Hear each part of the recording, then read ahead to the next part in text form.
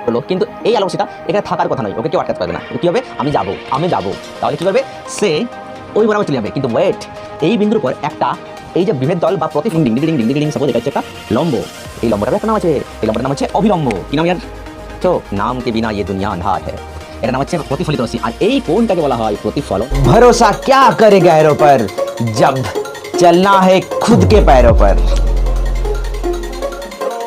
Everyone welcome back to sweet प्यारा सा MJ mathematics academy. তো সবাই কেমন আছো? আশা করি ভালো, আমিও ভালো আছি।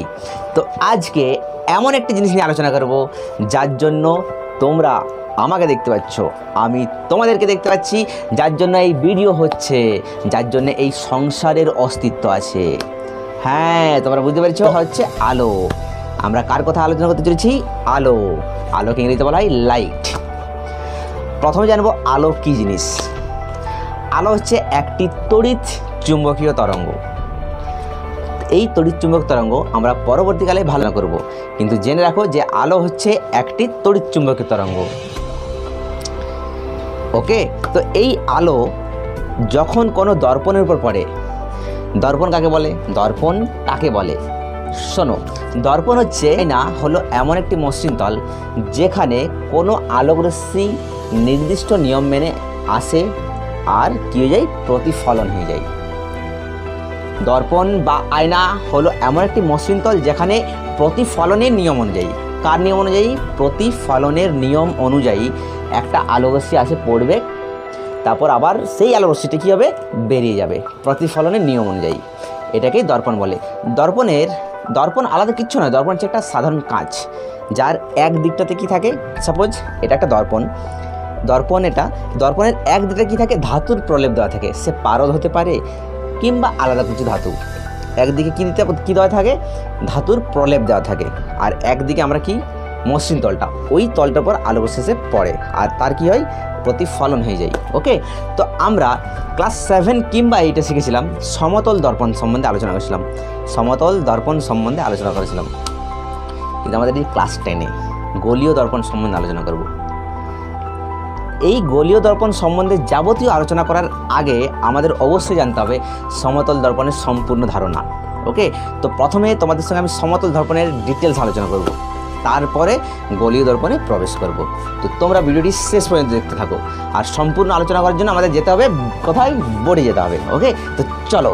কুস্তি হাম নেহি তোড়েঙ্গে इसलिए तो फिर से आया है। তো আগেই বললাম দর্পণ সম্বন্ধে আলোচনা করব। প্রথমে দর্পণ জেনারেলি দু রকমের হয়। একটা হচ্ছে সমতল দর্পণ আর একটা গোলীয় দর্পণ। ওকে, তো সমতল দর্পণে আলোকরশ্মির প্রতিফলন কেমন হয়? কোন একটা সমতল দর্পণ, সাপোজ দিস ইজ এ সমতল দর্পণ। ওকে, এই সমতল দর্পণের উপর যদি কোনো একটা আলোকরশ্মি এসে পড়ে, কি হয়? পড়ে, তাহলে কি ঘটনা ঘটবে? কি বাস্ট হবে নাকি? ওইটাই তো, কোনো একটা সমতল দর্পণের উপর যদি কোনো একটা আলোকরশ্মি এসে পড়ে তাহলে কি ঘটনা ঘটবে সেইটা আমরা ভালো করে বোর্ডে চিত্র সহকারে বুঝবো। তোমরা রেডি থাকো। এটা একটা সমতল দর্পণ। সমতল দর্পণে কি বললাম? সমতল দর্পণ আর কিচ্ছুই নয়, একদিকটাতে ধাতুর প্রলেপ দেওয়া থাকবে। কি থাকবে? একদিকতে ধাতুর প্রলেপ। তো এটা সাপোজ এটা হচ্ছে ধাতুর প্রলেপ, এই দিকটা কি দিচ্ছি? ধাতুর প্রলেপ। এটা হচ্ছে ধাতুর প্রলেপ। এইবারে কোনো একটা আলোকরশ্মি উপর দিক থেকে আসছে।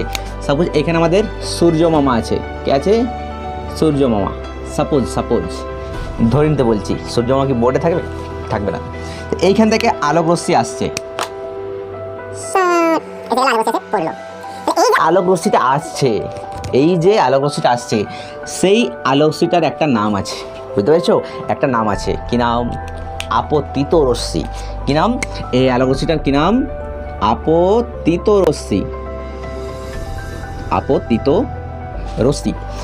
এই যে আলোকরশ্মি অর্থাৎ আপতিত রশ্মি এসে নিয়ে যার উপর পড়ছে, কার উপর পড়ছে? এই তলটার উপর।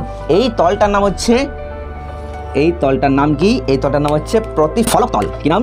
প্রতিফলক তল বা বিভেদ তল। যার উপর এসে আলোকরশ্মি পড়ছে তার নাম হচ্ছে প্রতিফলক তল বা বিভেদ তল। সিম্পল। এইবারে আপতিত রশ্মি যার উপর এসে পড়ছে,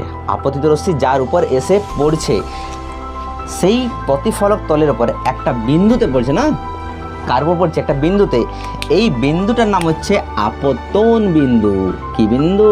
আপতন বিন্দু। আপতন বিন্দু। Is that clear? এইবারে আপতিত আলোকরশ্মি এলো, প্রতিফলক তলের উপর পড়লো, কিন্তু এই আলোকরশ্মিটা এখানে থাকার কথা নয়, ওকে কেউ আটকাতে পারবে না। কি হবে? আমি যাব। তাহলে কি করবে? সে ওই বরাবর চলে যাবে। কিন্তু ওয়েট, এই বিন্দুর উপর একটা, এই যে বিভেদ তল বা প্রতিফলক তল, তার উপর একটা লম্ব কল্পনা করা হয়। কি করা হয়? একটা লম্ব। কোন বিন্দুর উপর?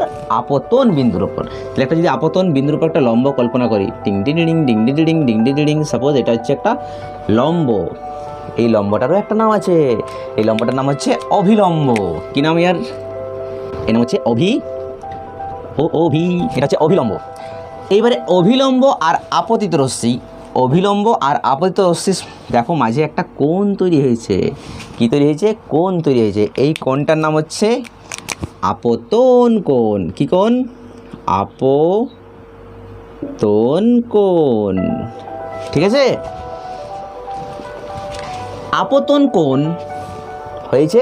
এবারে এই আপতন কোণ যত হবে, সাপোজ এই আপতন কোণের মান 30 ডিগ্রি, সাপোজ এই আপতন কোণের মান 30 ডিগ্রি, তাহলে এই কোণটার সমান করে নিয়ে কি হবে?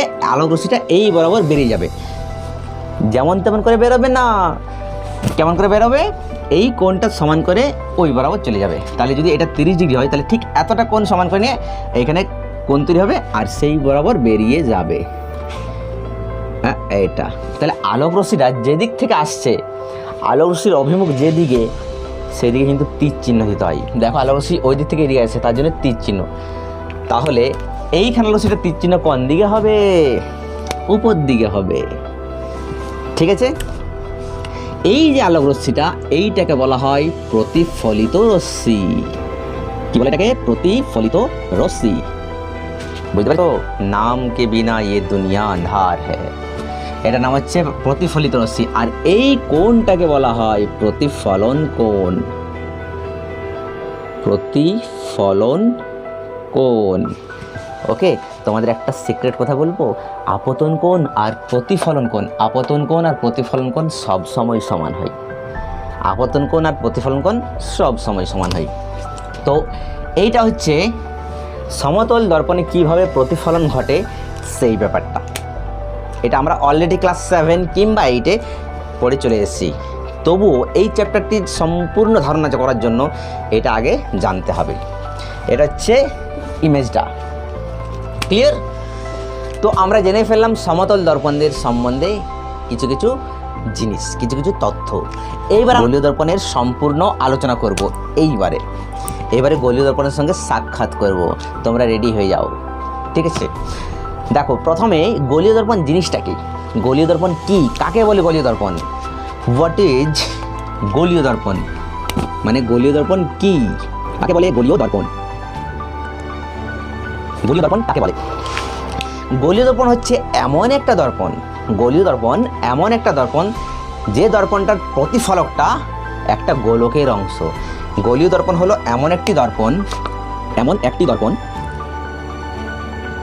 যার প্রতিফলক তলটি একটি গোলকের অংশ, আমি আগে বললাম প্রতিফলক কাকে বলে? প্রতিফলক মানে কি?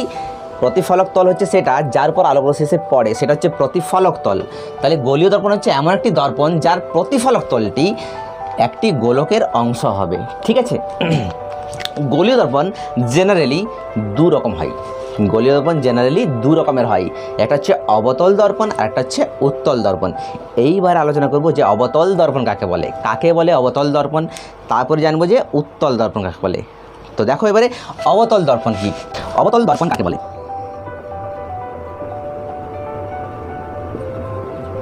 তাহলে অবতল দর্পণ কি? অবতল দর্পণ হচ্ছে এমন একটি দর্পণ, অবতল দর্পণ হচ্ছে এমন একটি দর্পণ যে দর্পণটার ভিতর দিকে, কোন দিকে?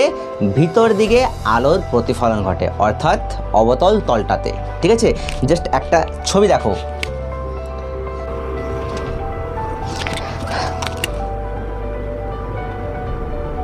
এটা একটা দর্পণ, এটা হচ্ছে একটা দর্পণ। কি দর্পণ? এটা হচ্ছে একটা অবতল দর্পণ। এই যে বাইরের দিকে আমি কি করেছি, দাগ দিয়েছি, এটা হচ্ছে একটা প্রলেপ, যে কোনো ধাতুর প্রলেপ হতে পারে। তাহলে এটা ভিতর দিক, এটা কি বলে, এটা এই দিকটা ভিতর দিকটা, এই দিকটা ভিতর দিকটা। আলোক রশ্মি এসে নিয়ে কোথায় পড়বে, সাপোজ এই দিক থেকে আলোক রশ্মি এসে আলো আর এসে নিয়ে এই বিন্দুতে পড়লো, তাহলে এই যে ভিতর দিকটা এটা হচ্ছে প্রতিফলক তল। তার মানে অবতল দর্পণে কি হবে, এই ভিতর দিকটা হচ্ছে প্রতিফলক তল, এই তলটা হচ্ছে প্রতিফলক তল, প্রতিফলক তল। আর এই দিকটা কি বটে, এই দিকটা হচ্ছে প্রলেপ, প্রলেপ দেওয়া অংশ। মনে রাখবে ভিতরের দিকে, অবতল দর্পণের সবসময় ভিতরের দিকে প্রতিফলন ঘটে। ক্লিয়ার হয়েছে? এটা হচ্ছে অবতল দর্পণ, অবতল দর্পণ, অবতল দর্পণ। সেম ভাবে এবার আমরা শিখব উত্তল দর্পণ। দর্পণ, উত্তল দর্পণও হলো এমন একটি দর্পণ, উত্তল দর্পণ হচ্ছে এমন একটি দর্পণ যে দর্পণের বাইরের দিকে আলোর প্রতিফলন ঘটে, অর্থাৎ কি উঁচু দিকটাতে। সাপোজ এটা একটা দর্পণ, আর ছবি আঁকা ছবি ক্লিয়ার বুঝতে পারবে। এটা এবারে উত্তল দর্পণ কি হবে, ভিতর দিকে প্রলেপ থাকবে, ভিতর দিকে উত্তল দর্পণে ভিতর দিকে প্রলেপ দেওয়া থাকবে, এটা হচ্ছে প্রলেপ। আর এই দিকটা হচ্ছে প্রলেপের দিক, এদিকে প্রলেপ দেওয়া আছে, আর বাইরের দিকে আলোক রশ্মি, এটা হচ্ছে বাইরের দিকটা, এইটা হচ্ছে প্রতিফলক তলটা। এই তলটাতে, এই তলটাতে কি হবে, আলোক রশ্মি এসে পড়বে। বোঝা গেছে? তাহলে এটা হচ্ছে উত্তল দর্পণ। অবতল দর্পণ জেনে গেলাম, যেমন বাটি, অবতল দর্পণ, বাটি, একটা বাটি, একটা বাটিতে তরকারিটা যেদিকে থাকে সেটা হচ্ছে অবতল দিকটা, বাটিটার ভূমির দিকটা, বাটিটার যে ভূমিটা সেটা হচ্ছে উত্তল দিকটা। ক্লিয়ার হয়েছে? একটা স্টিলের চামচ যদি আমরা খাই কিছু, তাহলে চামচটার যে দিকটাতে আমরা সাধারণত খাবারটা থাকে সেটা হচ্ছে অবতল দিক, আর যে দিকটা জিভের নিচের দিয়ে থাকে, জিভের সঙ্গে টাচ করে থাকে, সেটা হচ্ছে উত্তল দিক। ক্লিয়ার হয়েছে? জানবো যে কোনো গোলীয় দর্পণের বক্রতা কেন্দ্র কি জিনিস। বক্রতা কেন্দ্র, বক্রতা কেন্দ্র ইংরেজিতে বলা হয় centre of curvature, centre of curvature, centre of curvature. Clear? কোনো গোলীয় দর্পণ যে গোলকের অংশ, সেই গোলকটার কেন্দ্রটিকে বলা হয় বক্রতা কেন্দ্র। সাপোজ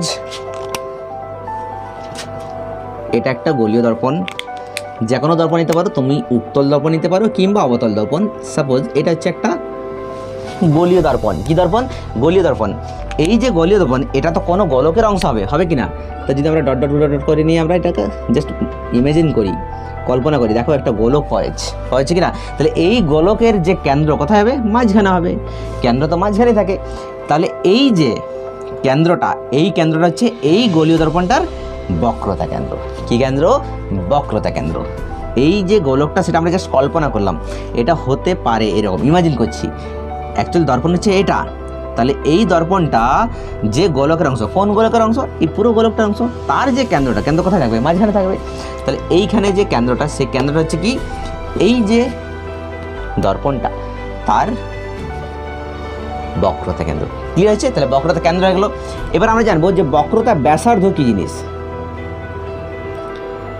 বক্রতা ব্যাসার্ধ কি জিনিস? সেম ব্যাপার, কোনো গোলীয় দর্পণ যে গোলকের অংশ, সেই গোলকটার ব্যাসার্ধকে বলা হয়। এই যে এটাই, এখান থেকে আমি বুঝে দিচ্ছি, এটা হচ্ছে একটা গোলীয় দর্পণ। এই দর্পণটা কোন গোলকের অংশ? এই পুরো গোলকটার অংশ। এই পুরো গোলকটার ব্যাসার্ধ কোনটা হবে? ব্যাসার্ধ কাকে বলে? কেন্দ্র থেকে পরিধি পর্যন্ত। তাহলে এইখান থেকে এই যে ডিস্টেন্সটা, এটা হচ্ছে ব্যাসার্ধ। তাহলে এই ব্যাসার্ধটা কি, এই যে গোলক, এটা কি হচ্ছে, এটা গোলকের ব্যাসার্ধ। আর এই ব্যাসার্ধটা কি, এই দর্পণটার বক্রতা ব্যাসার্ধ। ইংরেজিতে বলা হয় রেডিয়াস অফ কার্ভেচার। কি বলা হয় ইংরেজিতে?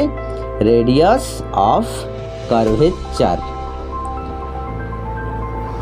ক্লিয়ার হয়ে গেল। এবার নেক্সট আছে আমাদের মেরু। কি আছে নেক্সট? মেরু। এটাকে বলা হয় পোল। কি বলে এটাকে? পোল বলে। এই মেরু কাকে বলে? একটা গোলীয় দর্পণ, সেই গোলীয় দর্পণটা, এই যে টোটাল গোলীয় দর্পণটা আছে, যে কোনো দর্পণ হতে পারে। এই গোলীয় দর্পণটা যেটা প্রতিফলক তল, সেই প্রতিফলক তলের মধ্যবিন্দুকে, কাকে? একটা গোলীয় দর্পণ, তার যে প্রতিফলক তলটা, সেই প্রতিফলক তলটার মধ্যবিন্দুটা, মাঝের বিন্দুটাকে কি বলা হয়? এই যে মাঝের বিন্দু, এটা পুরোটা একটা প্রতিফলক তল গোলীয় দর্পণের। এই যে বিন্দুটা, এই বিন্দুটাকে বলা হয় পোল, মেরু। কি বলে? মেরু। এইবারে আছে আমাদের প্রধান অক্ষ। কী আছে এবারে? প্রধান অক্ষ, প্রিন্সিপাল অ্যাক্সিস বলা হয়। Principal Axis, principal Axis, principal Axis. তাহলে প্রধান কাকে বলে? যে মেরু, এটা হচ্ছে মেরু আর এটা হচ্ছে বক্রতা কেন্দ্র, ঠিক কি না? মেরু আর বক্রতা কেন্দ্রকে যোগ করে যে সরেখা পাবে, সাপোজ এই দুটো বিন্দুকে যোগ করে দাও, তাহলে যোগ করে একটা সরেখা পাওয়া যাচ্ছে কি না? মেরুকে আর বক্রতা কেন্দ্রকে যোগ করে যদি আমরা একটা টেনে দিয়ে যোগ করে একটা সরেখা টানি, তাহলে এই যে সরেখাটা, এই সরেখাটাকে বাড়িয়ে দাও না, কোনো অসুবিধা নেই। তাহলে এই যে সরেখাটা, এটা বলা হয় প্রধান অক্ষ। তো এই সরেখাটা কী হচ্ছে? প্রধান অক্ষ। তো এই সরেখা যদি আমরা দুদিকে বাড়িয়ে দিই, মানে এই পুরোটা কি? প্রধান অক্ষ, প্রিন্সিপাল অ্যাক্সিস, ঠিক আছে? তো এইগুলো ছিল গোলীয় দর্পণের ম্যান কিছু তথ্য, ম্যান কিছু জিনিস। এইবার আমরা পরবর্তী ভিডিওতে গোলীয় দর্পণের উপর কিভাবে আলোর প্রতিফলন ঘটে সেটা সম্বন্ধে আলোচনা করব সম্পূর্ণ ডিটেলসভাবে। ওকে, তো আজকে এইখানে এবার দেখা হচ্ছে নেক্সট ভিডিওতে। Till then stay blast, stay inspired and love you all. Bye by.